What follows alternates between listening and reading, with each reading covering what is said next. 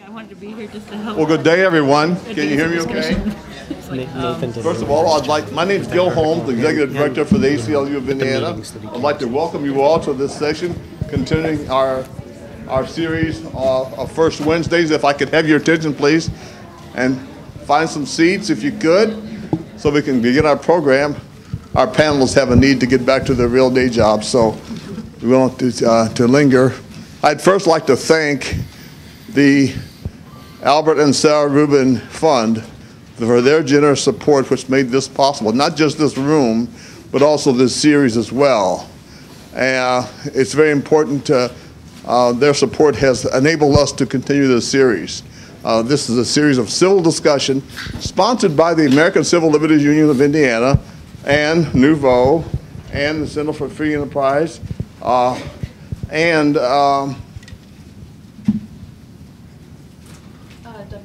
WFYI, who is hosting us and a good partner.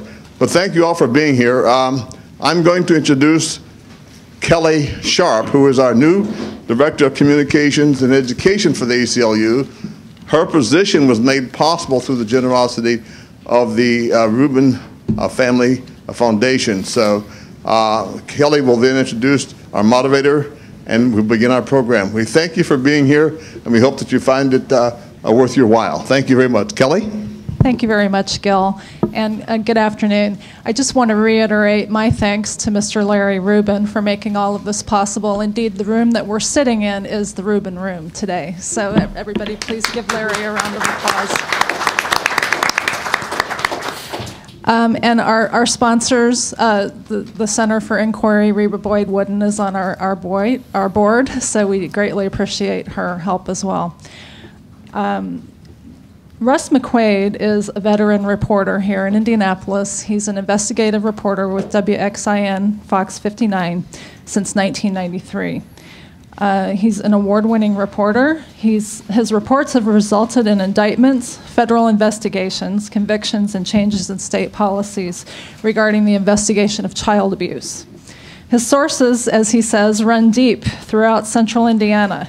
And in his words, he often breaks stories about mismanagement and skullduggery that principals and elected officials were unaware of.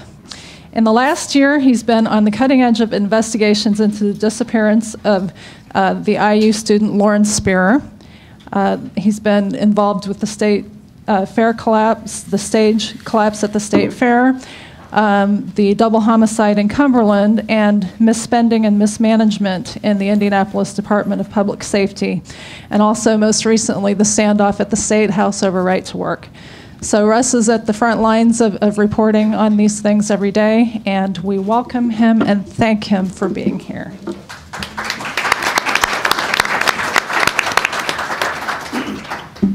Well, it was either this or hanging out with Jim Rome on Radio Row for the Super Bowl, and I'm tired of talking about Peyton Manning. Let somebody else do that. I want to thank you for allowing me to join you here today for this discussion of an issue that, whether everybody knows it or not, reaches every impact in the city of Indianapolis, whether it's education or the people that live downtown in buildings or public safety spending. This is certainly an important issue that gets overlooked quite a bit, and I suppose maybe that is something we could address here today. I've been a reporter in this town since 1988, done stories about homelessness. I don't claim to know everything about it, but in 1990, actually for Nuvo, I went out and lived on the streets when I was at WIBC Radio for a couple of days. It wasn't much, but nobody had ever done it before. I called it 48 Hours on Homeless Street, Dan Rather not included.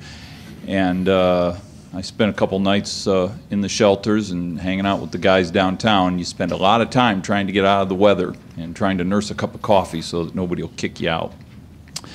What we'll do is we'll run through the panel real quick. Everybody gets 30 seconds to tell me who they are and what they bring to the table and what the concern of themselves and their agency is regarding the homeless issue in Indianapolis. I'll start with my friend, Ken Falk from the ACLU. Ken. Thanks. My name is Ken Falk. I'm the legal director of the ACLU, and our position regarding the homeless is simple, probably easier than everyone else's, because we are there to preserve their constitutional rights. We are not necessarily there to get them on the streets or off the streets. If they want to be on the streets, we make sure that their rights, which include the right under certain circumstances to panhandle, the right to leave their possessions under bridges where they reside and not have to worry about them being gone when the police come back, the right to hand out newspapers and other material to advance their interests, their right to sit on benches in parks, all are protected. And those are all issues that have been threatened for homeless in the past. So we're there to protect their constitutional rights. Sally Binley joins us from the Schools on Wheels Corporation. Hi, my name is Sally Binley. I am the founder and CEO of School on Wheels, and I am representing one of the many service providers to homeless families. School on Wheels provides one-on-one tutoring and educational advocacy for children who live in homeless shelters. And so our perspective is working with children who are homeless today, providing educational assistance, supplemental educational mentoring, working with families to help break the cycle, and we think that starts with education. Rebecca Townsend is the news editor at Nuvo. Hi, I'm here today not as an expert by any stretch of the imagination, but just as a reporter who wants to help further the discussion about homelessness in our community. It's difficult to cover sometimes because it's a perennial issue, and lots of times people are asking, what's a news peg? What's new? Why do we care today that's different from yesterday? And I think that's a question that we need to explore as a community, how we can move that conversation forward, why it's important to pay attention to on a regular basis. So every story that we do is a learning process. My favorite quote about reporting is that it's just a matter of an ignorant person becoming a little less ignorant. So in that spirit, that's why I'm here today. And Michael Hurst joins us from CHIP. Good afternoon, everybody. CHIP is a Coalition for Homelessness Intervention and Prevention here in Indianapolis. We're an awareness and advocacy organization. We work with all of the shelters and homeless service providers, advocate on their behalf as well as with people experiencing homelessness. One of the things that we do on an annual basis is we coordinate the annual point-in-time count that's conducted in Indianapolis to identify who's experiencing homelessness, the causes of their homelessness, and to look at trends and policies related to homelessness in Indianapolis. And Michael, the number I've usually had offered to me in the past, I guess it depends on your definition of who's homeless tonight, is what, approximately 2,500? Now, the counts for the last 4 years have hovered around 1,500, a little less, a little more. The counts are done, a couple of qualifications with the counts. First of all, when we count homelessness in Indianapolis, we use the HUD definition, and the HUD definition is limited. It doesn't include people living in hotels or people living on couches or in spare bedrooms, so that doubled up population is not counted. We're looking at people who are living in an environment not fit for habitation or who are living in emergency shelters or transitional programs. So we've got about 1,500 people on any given night in Indianapolis who meet that definition. If we had more homeless shelters and more beds, would we have a higher population number?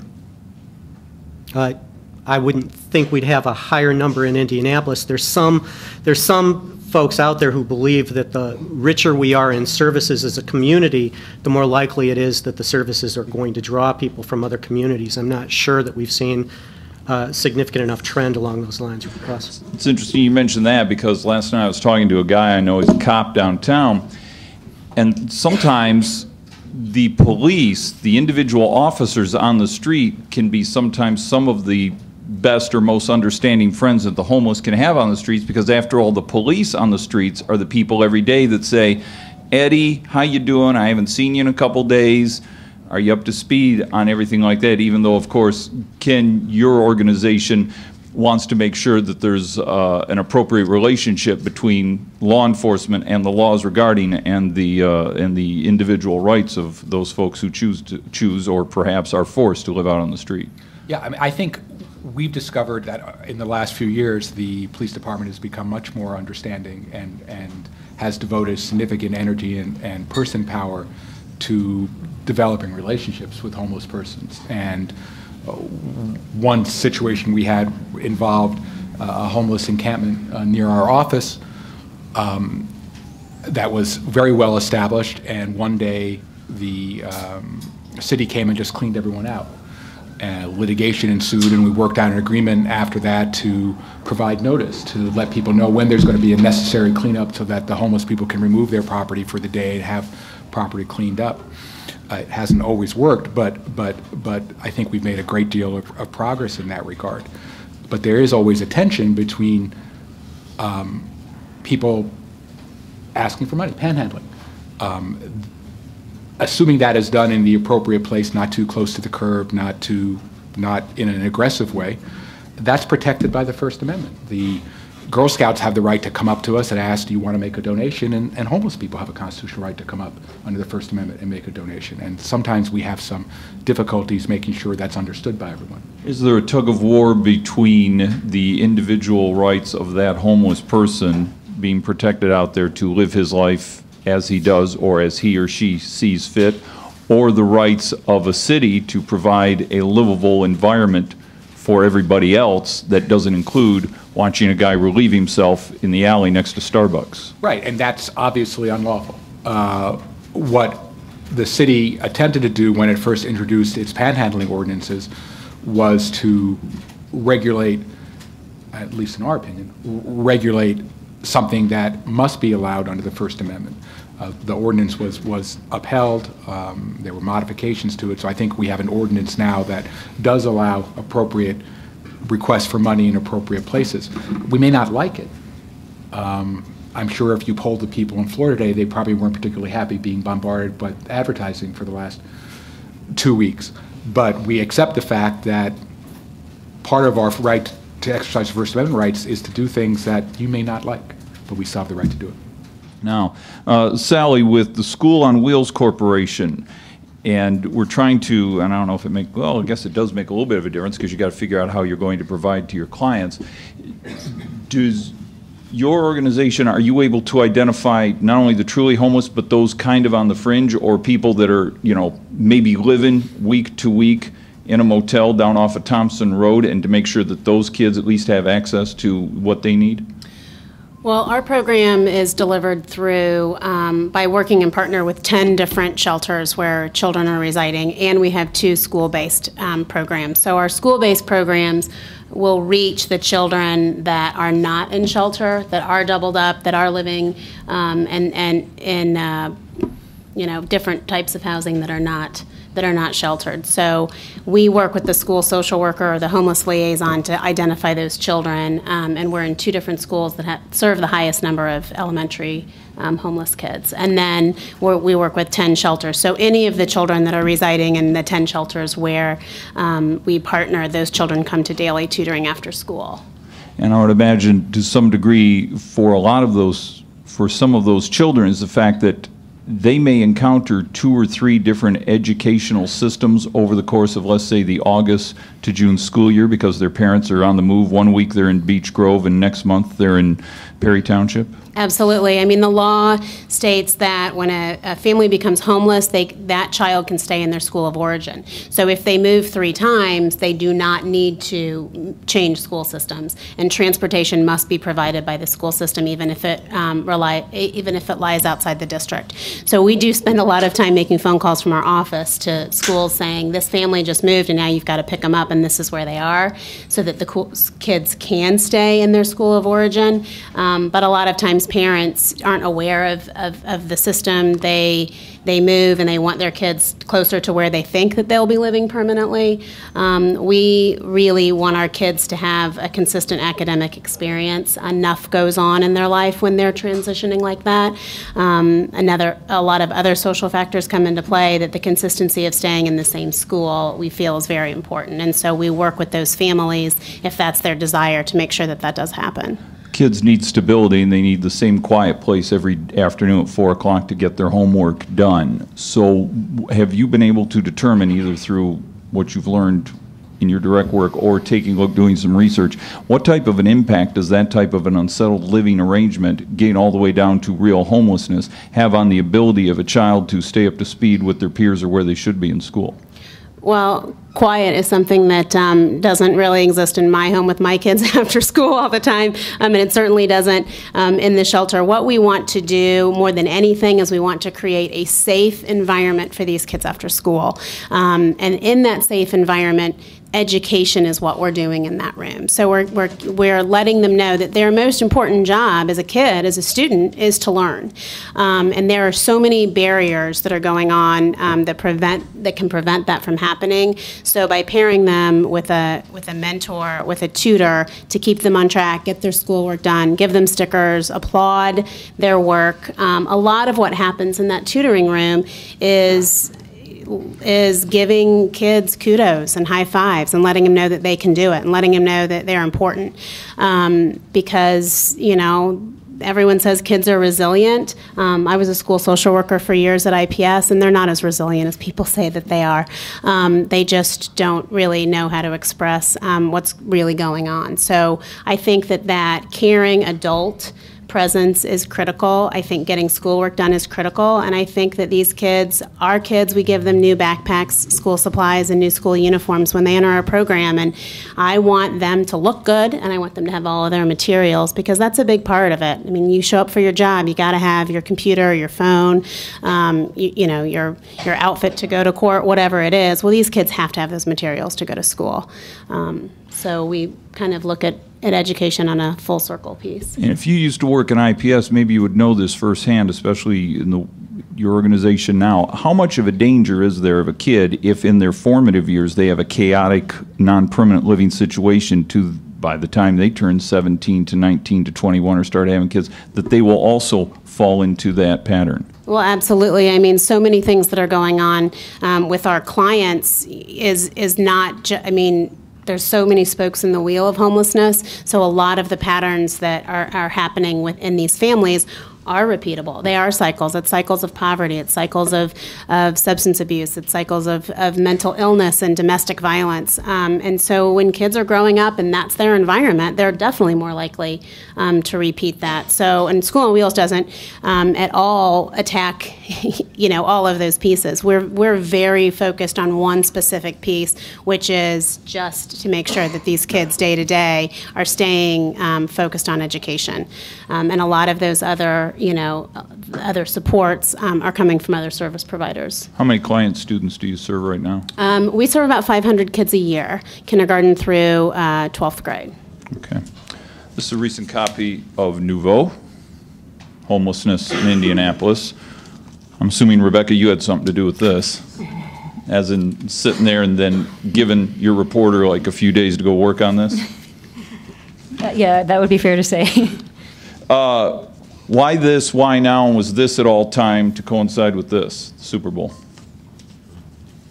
No, we did not think about the Super Bowl in reference to the homeless story. I just came back to Indiana as my home state, and I took this job in May. And when you're looking at issues of social justice in the community, homelessness, like I said, is one of those perennial issues that you want to make sure you're not losing track of and want to keep people's attention focused on the issue in as many different ways as you can. I think the timing of the story had more to do with cold weather coming on and being distracted, you know, holidays, all these other things. How can we stay focused on some of the most important social justice issues that our community faces? Why is homelessness such a hard sell? Because, you know, if you put puppies and Kim Kardashian on the front of this, people are going to pick this up at Kroger and at the bars. That's true. I mean, I struggle with that all the time in reporting. I always talk about putting fiber in people's diets because all of us are so easily distracted. And also we tend to want conflict or that news peg to tie down the story. And while we can find cases where maybe a homeless camp is disbanded because it's unsightly to some people, or there's some other sort of big to-do that goes on, the reality is all these people are living their lives every day under all kinds of different circumstances, and it may not be anything more exciting than economic injustice, cycles of poverty, like you were saying, cycles of mental illness, drug abuse, and it's not an easy thing to summarize either, because all these people have all these different stories going on. it's not easy to summarize, and that's what the news is. It's a quick summary to give people a soundbite. From a TV newsroom, I can tell you that it's a hard sell, especially now during the Super Bowl when my boss only wants to see positive stories that the people of Indianapolis are going to feel good about, because we're having a great party downtown, which we are, and I've been down there, and there's a lot of cool stuff going on. You can take your kids and do all that. I've been also working the other side of it, which is there are security issues and budget issues that, you know, the mayor's office and people would prefer not to talk about until this leaves town. And I can guarantee you after this leaves town, some Democrats on the city county council are going to go, okay, this cost us what again? And what didn't work again that you told us was going to work? Regarding homelessness, maybe it's an indication that right now during the Super Bowl, this could be a lot worse, because I've consistently asked around and I've checked on it myself, and maybe you folks as advocates or dealing with the community would know more about this than I would, but at this point it does not appear like the city has made any sort of large-scale push to hide the homeless folks during the Super Bowl. It's not like entire encampments have just been leveled and people put on buses to Louisville. And I've talked to downtown cops and I said, what are you doing about this? And he says, as long as they're obeying the rules they do the other 51 weeks of the year, where they're not blocking the sidewalk and they're not being aggressive, if she wants to sit down Steak and Shake as Super Bowl people go by, we're not going to flush her out of there. So maybe the upside is maybe it's not being addressed actively, but on the other side it's actively not being discouraged or in a passive way to flush these people out and try to hide what some might determine to be an embarrassment during the Super Bowl. And I've been downtown and I do see all different kinds of folks, as well as those who are homeless, enjoying the Super Bowl. Is there anybody in here that's got a different experience than what I've just indicated? Well, maybe I do know something. So, yeah. Oh, sorry. I was told by a city worker that there were plans to completely clear out the Pine Street. Tear out? To clear out the Pine Street camp prior to the Super Bowl coming, and that was someone who worked within the court system as an outreach worker. And I haven't been past the Pine Street camp in a couple weeks. It's still there. Yeah, so, and I think that perhaps Ken would have gotten a phone call, which means I would have gotten a phone call, which means I would have showed up with a camera, and then we all would have said, look, it's the dark side of the Super Bowl, here in the shadow, because I've done this a long time, I know how to write in cliches, here in the shadow of the celebration. And the fact that we haven't done that story, when a lot of people feared that, oh boy, these are going to be the first people they're going to, you know, broom out of town, so maybe that does show some tolerance, as was indicated, Michael, and from your folks that go out in the street, were they perceiving that that was a concern on behalf of some of the clients or people they deal with out there? Because I know those folks are to some degree creatures of habit. I feel safe under this bridge, I feel safe, and if I get flushed out of here even for a week and there's all my goods, my whole world goes sideways. So has that been a concern leading up to that, and have your people heard that? Yeah, and you know, I guess I just have to react to my people, my folks. You know, the folks that are out there every day, there are 8 different organizations in this city that provide homeless outreach, professional homeless outreach with social service work providers, and folks have been trained to go out and engage people experiencing homelessness and then try to get them into services. And with folks who are chronically homeless, especially folks who are suffering from mental health issues or chronic addiction, that process can take a very long period of time to get somebody to trust enough to come inside. I guess I have 2 other things I want to react to. One is that I think that you need to compartmentalize just a little bit. When there is an outdoor camp, and whether it's underneath Davidson Street Bridge or Pine Street Bridge or wherever it might be, and there are a lot of folks who might be living in that camp, it can get to be pretty squalid. It can get to be pretty unsafe and pretty unhealthy for the folks that are living there. And so whether it's based on complaints that come from businesses or homeowners that surround the camp or people that roll up on that camp, a good thing to do on a regular basis is to go in and make sure that that continues to be a safe place for people to live. So just as an example, this happens all the time. Every single year, whether there's a Super Bowl or not, a camp will be subject to some sort of a cleaning, and the Department of Public Works and IMPD and the homeless outreach teams work together now, especially now, as Ken brought up. The relationship is better than it has ever been. There's notice that's provided. The outreach teams work with the folks who are living in the camp to make sure that their personal possessions are not lost. You know, these guys have their DD 214 papers, their discharge papers, their eyeglasses, their mental health meds, whatever it might be, right there. So that happens all the time, and the Super Bowl has nothing to do with that. And then just related to the Super Bowl, what you described and what there are outreach workers in the audience today, folks, advocates here, what people, at least by their silence, have reacted to, affirmed in terms of what's happening and what's not happening in Indianapolis is by design. About 2.5, 3 years ago, the Super Bowl host committee called a meeting, brought in folks from my organization as well as from the Indianapolis Metropolitan Police Department, and here's what they said. They said, we've talked to Jacksonville, we've talked to Detroit, we've talked to Dallas, and we know that in those jurisdictions, there have been, in good faith and in bad faith, attempts to hide the homeless, whether it's to bust them out of town so they won't be seen by our guests, or whether it's to give them some place to go away from where they are for that period of time. And we don't want to do anything in this city that is going to negatively impact what is already happening in the city. So tell us what the right thing to do is. And the right thing is that right now, the folks who are living outdoors in February and January, they have outreach workers and mental health providers and healthcare providers who are engaging them every single day. If those folks don't know where to find the people that they've been engaging, whether it's for 1 day or 1 week or 3 weeks, whatever that period of time is, we've just set back that individual's recovery and return to self-sufficiency that much more. And so we said, let them do what they're doing every single day of the week. And, you know, I checked, and I got to stop talking because we use up all the oxygen in the room. But I did check with IMPD and with several outreach workers within the last couple days. How's it going? What's happening? Is what the city says it's going to do what it's doing? And the reality so far has been people who are passively soliciting who are homeless, including in Super Bowl Village, are being allowed to stay right where they are. The Department of Homeland Security has not come in and cleaned up the camps that are underneath critical infrastructure in this city, which is the railroad, underneath the railroad bridges. Those folks are being allowed to stay where they are.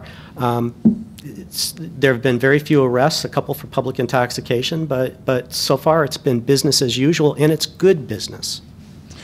I was down walking downtown the other day, and I picked up my copy of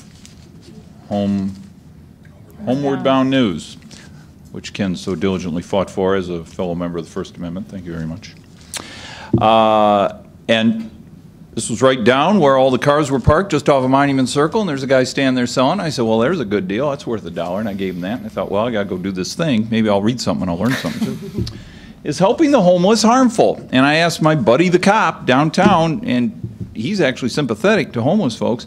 He goes, God bless these people from the churches that want to come down and feed these people, but, and not to be too indelicate, but he goes, if you keep feeding a stray dog, it keeps coming around. If you keep feeding these folks, and I realize when you're, as much as I can, when you're down homeless, you don't have time to think about big picture issues. You need time to think about, okay, where do I stay dry tonight and how do I get fed, and just, let me just survive there.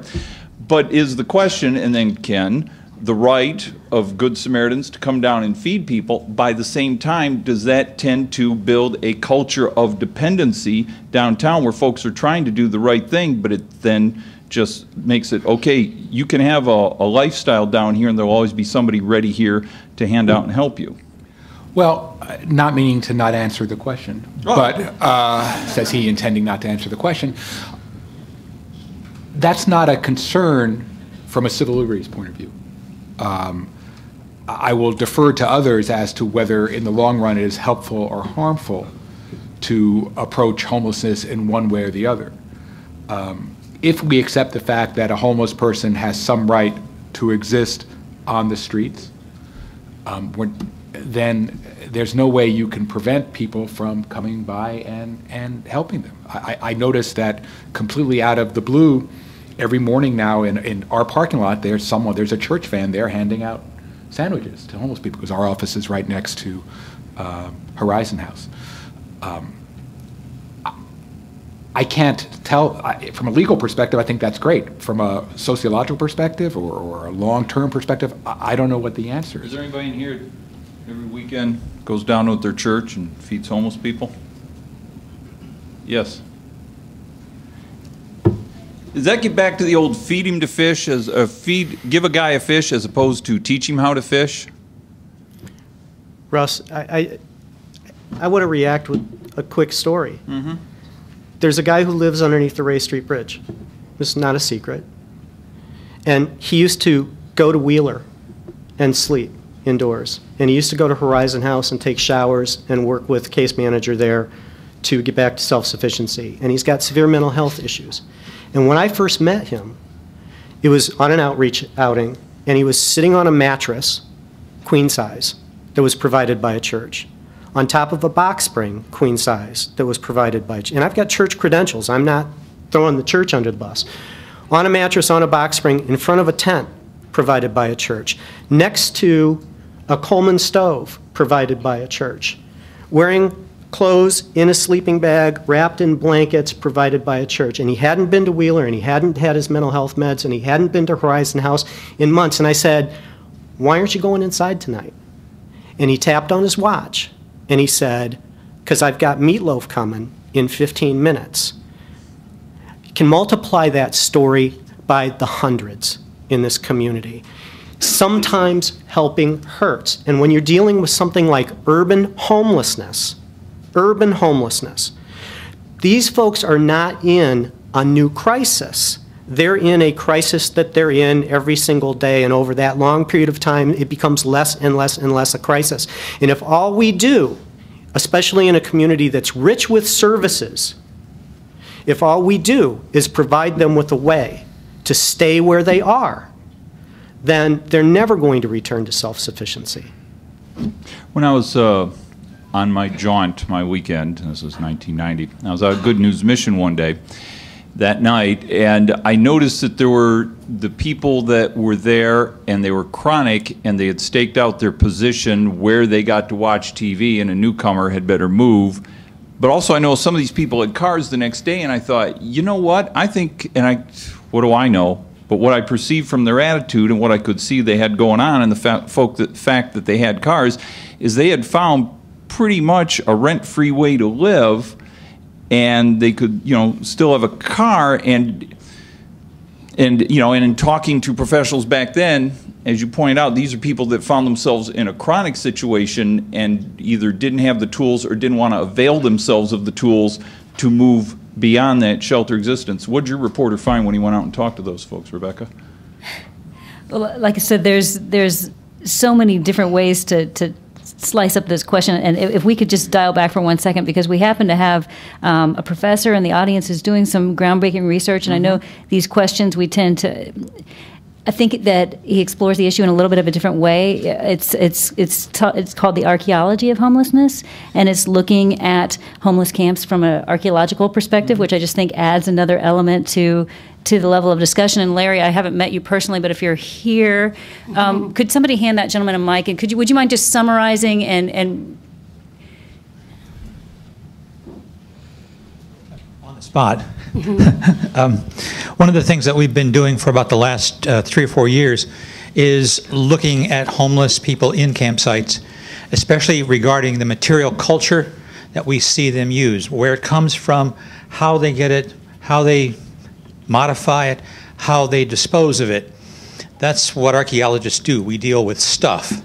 But along the way, we happen to get a lot of different kinds of attitudes expressed toward us. We get the attitude of Chip, which I appreciate, but at the same time, there are a lot of people who are homeless who choose to be for a lot of different reasons. When I was lecturing on this topic in Vancouver, one gentleman stopped me when I said homeless several times, and he said, "No, I'm home free." And it's that kind of person that's an interesting case, and certainly not everybody is like that. But one of the things we have discovered in the academic side of things is that hardly anybody ever studies homeless people in campsites. It's almost all in shelters, and almost all the evidence that comes out of the campsites is anecdotal. And that becomes problematic. Thank you. Yes, sir. I have to agree with the professor about that. I mean, I definitely appreciate Michael's position and Ken's, and I'm speaking as someone that was formerly homeless, and I'll give Ken credit because even though he deals with the legal aspect, he's someone that when I needed something, he was there, providing me job. When he found out I was homeless, I would come into the office and he would have food, toothbrush, all that stuff there. So and you kept coming back. Exactly, and before he kicked me out. But there is that balance to where you want to help people that are homeless, and if it means someone from the church up there going and giving the person those services and things like that, that's what helped me, because people came to me and then I used it properly to be where I am today. And Mark is an attorney now, so which most people think is an accomplishment. Maybe some people don't. I happen to think it's an accomplishment. Yes, and today I'm an attorney. That's true. The first 2 years of law school, I was still living in homeless shelter and under some of the bridges and stuff like that. But there are people that helped me to be where I am today, and maybe it was a little bit unconventional because it all didn't come from the services, and I didn't come into the way that Michael thinks until I was a board member for HVAF, Hoosier Veteran Assistance Foundation, and they don't like the idea of going out and giving services to people that are on the street, like food and all that kind of stuff like that. But that's what helped me. And I know there are going to be some people, like I said, home free, and then you're going to have some people that are just trying to take advantage and will get these services and never try to go home, or maybe they do actually have a home and they're just trying to get extra. But I believe that people should do what they feel is in their heart, because people saw something in me, extended benefits and help to me to put me where I am, and I would hate to turn around and say, well, because the board that I'm on, or because of what Chip's philosophy or whoever's philosophy said that you can't help someone that's on the street because you need to get them in the shelter, I'm not going to help you, when me using a little bit of kindness to help that person might make them be the next doctor or president or something. Yeah. It sounds like Indianapolis, I don't know if you'd call it progressive, perhaps has at least somewhat an enlightened attitude, just simply in the fact that 3 years ago the Super Bowl host committee reached out and said, homeless folks are part of our community too. We don't want to leave any part of our community behind when it comes to the Super Bowl, or at least not disadvantage somebody in our community. So I guess that is somewhat hopeful. Either ideas from the audience or the panel, then what do we need to do to take this issue the next step to start, because it almost, are we just maintaining and holding our head above water, or are we making any progress when it comes to perhaps improving the lot of homeless kids or homeless families by the economic downturn, or just those challenged with either mental or substance abuse issues? What do we need to do? Where's the next step? I think that one of the things that's very apparent is there's no one-size-fits-all philosophy, and I think what you said is absolutely true. There are a lot of service providers. There are hundreds of volunteers who go out and do things every day, and it takes everybody. It's not that this is the solution and this is going to work for this group, because people get compartmentalized, and we do something for domestic violence here, and we do something for chronically homeless here, and we do mental, and substance abuse here. It all has to happen together at the same time. There's not one group, there's not one document that's going to do that. And it takes churches, and it takes volunteers, and it takes service providers, and doctors, and lawyers, and the media to start having conversations, and it takes people to listen. In the 10 years I've been doing this, there's a lot of awareness that has been brought to the forefront. I still have people ask me every day, oh, there's homeless kids? Seriously, they ask that. Or, oh, well, they should be taken away from their parents then. So, there's still a lot of awareness that needs to come, and it's not a topic that people like to talk about. It's not warm and fuzzy. And when we work with the media, they want the warm and fuzzy story. Who is the success story? And then except Nuvo, did a story, and it wasn't about everybody that got out. It's about the people that are living it every day and what's going to be out there. So I think awareness, conversations, and compassion. And you can't blame these people. Everyone wants to come and say, why did they end up here? What did they do? Well, they shouldn't be drinking. Well, they shouldn't, they should take their meds. Well, they should go to school. Well, they should, you know what? Stop shooting on ourselves here. We can't blame these people. We need to help these people, and it takes 100 service providers and more to make it happen. There's one thing I'd like to add before we run out of time. I think it's important about awareness. It's an issue that's, again, fallen into my laps as I've been home, but it is the veterans, and especially veterans my age. This happens for every war, and every service era has this story, but the veterans that are my age that have come back from the Gulf War are facing really serious difficulties with this Gulf War illness, and not to mention PTSD and other things. But in terms of things that need action right now, the federal government is constantly threatening to cut off what they call, somebody probably knows that there's a service date where you have to get your health claims in by a certain date if you're associated with a certain war, and then they'll cut you off after that. And they want to do that with the Gulf War veterans, but they don't even understand their illness yet. This statistic right here, that 3,600 veterans are homeless on any given night in Indiana, that should, I should again, but I think that should be shameful to us, because I think we have the highest percentage of per capita people that go sign up to be in the military in the nation. So I hope that we can do a better job for these guys and girls when they come home.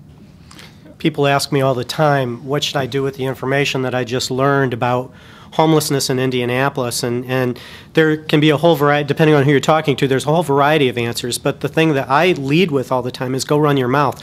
You asked earlier, how do we keep this kind of in the forefront? I mean, what's so hard about the message? And I think people see homelessness. When you say homeless, people are going to close their eyes and they're going to draw the image, that stereotype, that media image of homelessness. They're not going to think about 248 kids staying in emergency shelters on any given night in the city of Indianapolis, the average age of which is 7. They're not going to think about 400 women fleeing from domestic violence, or the men and women coming back from Iraq and Afghanistan right now, demobilizing in Camp Atterbury and then going to HVAF's rest program at 9th and Pennsylvania. They don't think about those things. They think about people that they think are making bad decisions. And you tell people what the reality is, and then they say, oh, okay.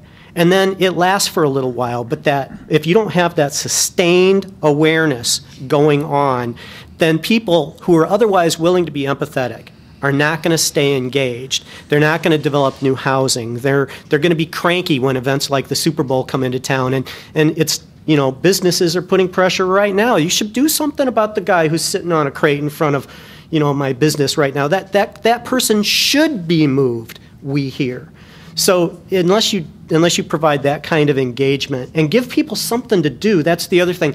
Mark, I loved your comments. And when I talk to churches, this weekend, there are probably 15 churches that are all coming together under a single roof to provide a couple days' worth of activities for people experiencing homelessness. And they're not just providing salvation and fellowship.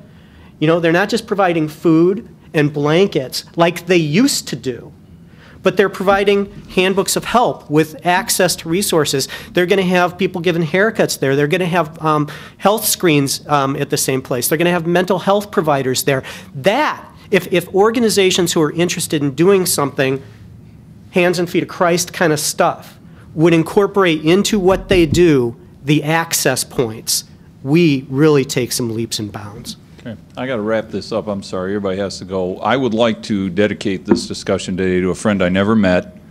His name was Stephen McGuire. He was stomped to death by some gang members in an alley off of downtown last spring. For about the first 4 days, me and a homicide cop were the only people that cared about this and his family. I went out and found his family. I kept doing stories. I kept asking the police, the public safety director, and the mayor, what are you guys going to do about this? They really didn't want this to get out. Now, the homicide detectives and the cops were doing the best they could. They had video of these guys. They could identify them. They were looking for them. But nobody wanted to talk about it as a big issue because it happened downtown where we're going to have the Super Bowl. And the mayor, by contract, could not say the word Super Bowl in press conference. So I kept saying it because he couldn't say it. And I kept raising hell over it. And I found his family, Chanel Poole. Shell, if you want to stand up, please. His niece and his family, and they were able to speak out on Stephen McGuire's behalf. I was able to get the pictures. I put them on TV. They finally caught the gangsters that did it. One of the things that surprised me is I kept putting these stories out, I never heard anything from anybody in the homeless community. The advocates, I didn't hear anybody even just not to offer themselves up for a TV interview, but to just call me up and go, geez, Russ, I work with the homeless. This is outrageous. Or our homeless people, either at the hands of other homeless people or at thugs, are in danger every day. So, yeah, Rebecca and I need to perhaps to do more stories about this, but sometimes I feel like I'm a lonely voice in the wilderness. I stand up and I raise this and I wave this on TV and I go, this is outrageous.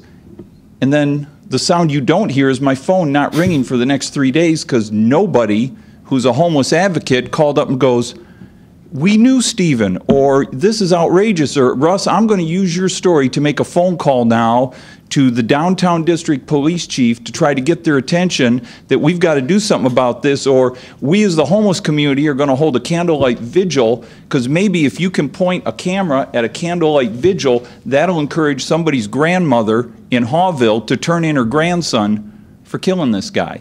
People say to me, how do I get on TV? I say, give me something to point a camera at. I'm television. I have to point my camera at things to get their attention. And Chanel and her family were so gracious when I got a hold of them through a community representative that I know. She said, you come over and talk to our whole family. And boy, there was a whole family. There was like 30 of them there. It was Sunday dinner and it smelled good. But because they were willing to let a reporter come in their house and tell their story about Uncle Stephen, I was able to personalize it, put it on TV so it just didn't get forgotten, and you only got 30 seconds on morning TV. So if you're thinking about in ways you want to try to raise the discussion, reach out to the community, draw attention, you have to be your own PR person, because I can't do it all for you, because I'm covering Charlie White, I'm covering the Super Bowl, I'm covering Dan Burton, and when I get done here, I got to go cover the guy at Kroger who shot the dude at Christmas time because he was dumb enough to rob a store where the manager had a gun. I know you have feelings about that, Ken. So, if you see something, everybody knows how to get me because I'm on television, and everybody knows how to reach Rebecca because she's got a newspaper. And if you see something, go buy this guy's newspaper downtown, just like, you know, as a homeless advocate and the First Amendment and the free press, I encourage this type of thing too. So I appreciate all your help today. I hope maybe we stimulated some conversations, gave you some ideas. You can reach out to us, and good luck in dealing with this. And we're not as bad as some places, and we could be better. So thanks very much.